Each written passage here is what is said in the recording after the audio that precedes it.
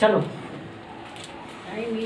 संस्कृत, हिंदी, व्याकरण, व्याकरण, संस्कृत व्याकरण। संस्कृत व्याकरण में क्रिया, क्रिया के मतलब विचार, क्रिया के मतलब होता है विचार। क्रिया मतलब होता है विचार, मतलब कोई काम करना। अगर कोई काम कर रहे हैं उसके पहले हम क्या करते हैं, पहले एक विचार करते हैं। जैसे कोई पिकनिक के समय में पिकनिक देख मनाने के लिए जाते हैं, तो पिकनिक में क्या करते हैं, पहले 2-4 दोस्तों मिल करके और विचार करते हैं। कि विचार करते हैं कि हम लोग को क्या करना है, क्या बनाना है, कहाँ घूमना है, यानी पहले विचार करना। उसी को उसके द्वारा जो करते हैं काम, उसी को हम क्रिया कहते हैं।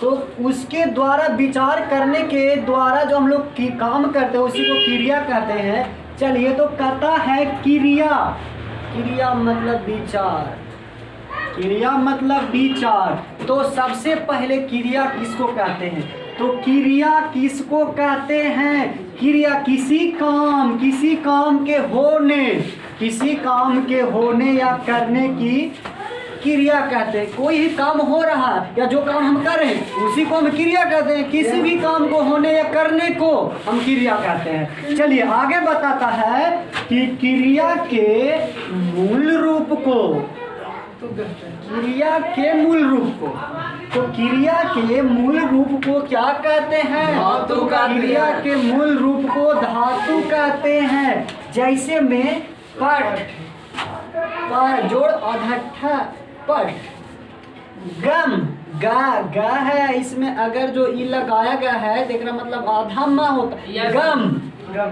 हन आदि।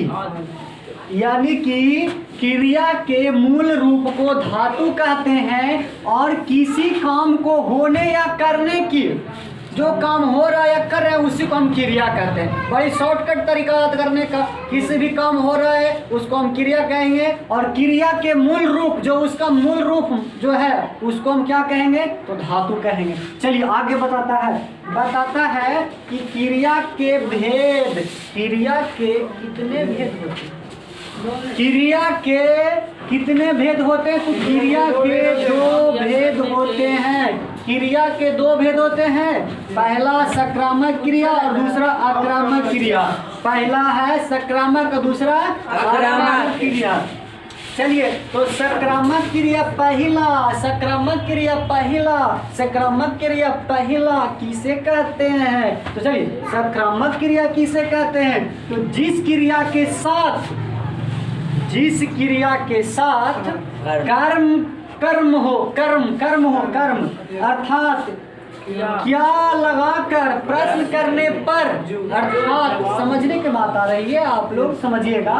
कहता है कि जिस क्रिया के साथ कर्म हो, अर्थात क्या लगाकर प्रश्न करने पर, जिस प्रश्न में क्या लगा दिया जाता है, क्या लगा कर प्रश्न पूछा जाता है, क्या तुम खाना खाया है, क्या तुम खाना खा लिया, इसमें क्या लगल है बाबू, तो क्या लगा दिया, जिस प्रश्न में क्या लगा दिया। अब क्या लगाने के बाद जो प्रश्न कहता है, क्या लगाकर प्रश्न करने पर जो जवाब मिलता हो, क्या लगाकर जो जवाब मिलता है प्रश्न में, तो वह कहता है कि सक्रामक क्रिया कहते हैं। उसी को हम सक्रामक क्रिया कहते हैं, वह सक्रामक क्रिया कहलाता है। जैसे में खाना, क्या लगा दो, क्या लगा दो, खाना, क्या तुम खाना खाया, इसमें, तो इसमें खाना, इसमें सक्रामक क्रिया में खाना। चलिए आगे बताता है आक्रामक क्रिया, आक्रामक क्रिया किसे कहते हैं, आक्रामक क्रिया। चलिए उत्तर में, जिस क्रिया के साथ कर्म ना हो, अब इसमें कर्म नहीं है, कोई काम कर्म कहाँ से है, अब एकरा में कर्म नहीं है तो ये आक्रामक में चला जाएगा। चलिए बताता है कि जिस क्रिया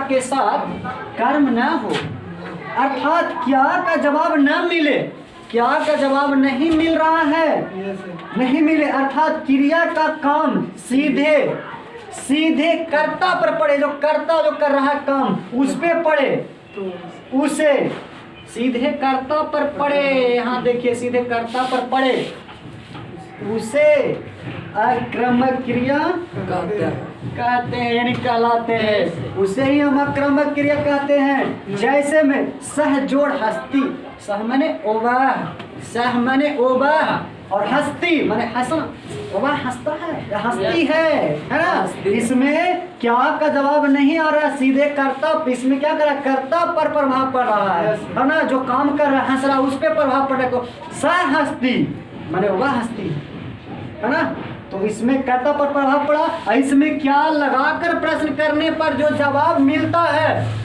उसे सक्रामक क्रिया कहते हैं, और क्या लगाकर जो जवाब नहीं मिलता है उसको हम आक्रामक क्रिया कहते हैं। जैसे में सा हंसती है, इसमें मैं खाना, तो क्या खाना खाया है ना।